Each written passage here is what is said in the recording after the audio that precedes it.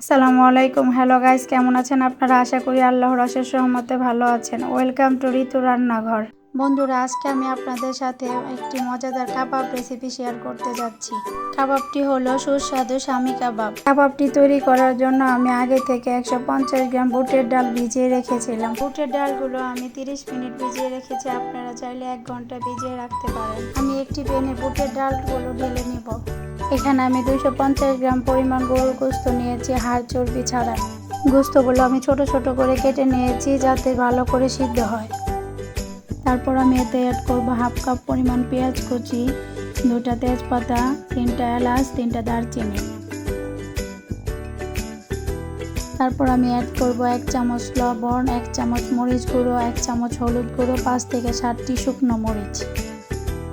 এরপর আমি অ্যাড করব 1 চামচ জিরে বাটা, 1 চামচ আদা রসুন বাটা এবং অল্প পরিমাণ রান্নার তেল। এখন আমি এখানে অ্যাড করব 1 কাপ পরিমাণ পানি। যেহেতু গোস্ত থেকে পানি বের হবে তাই আমি বেশি পানি ব্যবহার করব না।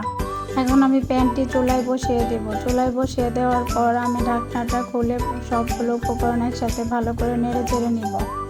ভালো করে নেড়ে চেড়ে এখন আমি ঢাকনা দিয়ে ঢেকে দিব। চুলার আঁচ কমিয়ে আমি সবগুলো উপকরণ ভালো করে 20 মিনিট সিদ্ধ করে নিব। 20 মিনিট পর আমি ঢাকনাটা খুলে দেখব। দেখুন সবগুলো উপকরণ কত সুন্দর করে সিদ্ধ হয়ে গেছে। এখন আমি এগুলো ঠান্ডা করে নিব। এখন আমি এগুলো ভালো করে ব্লেন্ড করে নিব। আমি ব্লেন্ড করে নিয়েছি, আপনারা চাইলে পাটায় বেটে নিতে পারেন। আমার উপকরণগুলো ব্লেন্ড করা হয়ে গেছে। গাইস দেখুন কত সুন্দর ব্লেন্ড হয়েছে। এখন আমি এতে অ্যাড করব কাঁচামরিচ এবং পেঁয়াজ কুচি। কাঁচামরিচ এবং পেঁয়াজ কুচিগুলো দেওয়ার পর আমি ভালো করে মেখে নেব।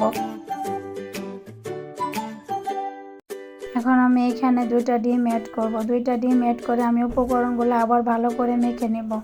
ডিম অ্যাড করার কারণ হচ্ছে যাতে কাবাবগুলো ফেটে না যায়, ভাজা অনেক সুন্দর হয়।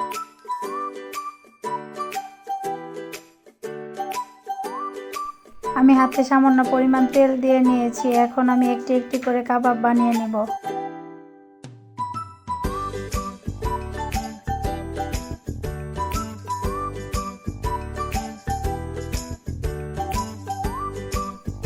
এখন আমি চুলায় একটি প্যান বসিয়ে এতে পরিমাণ মতো তেল ঢেলে দিব।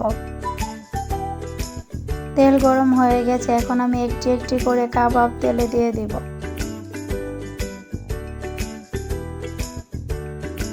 কাবাবগুলো দেওয়ার পর আমি চুলার আগুন কমিয়ে দেব, কারণ যদি চুলার আগুন বাড়তি থাকে তাহলে কাবাবগুলো পুড়ে যাওয়ার সম্ভাবনা থাকতে পারে।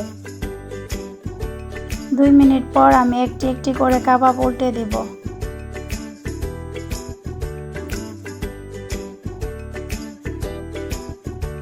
কাবাব ভাজা হয়ে গেছে। এখন আমি সবগুলো কাবাব তুলে নিব।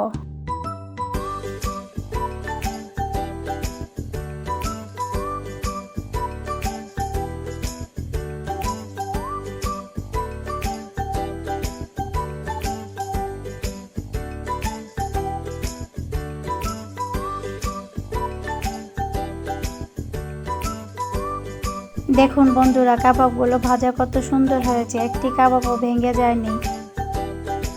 আমার রেসিপিটি যদি আপনাদের কাছে ভালো লেগে থাকে তাহলে অবশ্যই আপনারা আমাকে লাইক এবং ফলো দিবেন।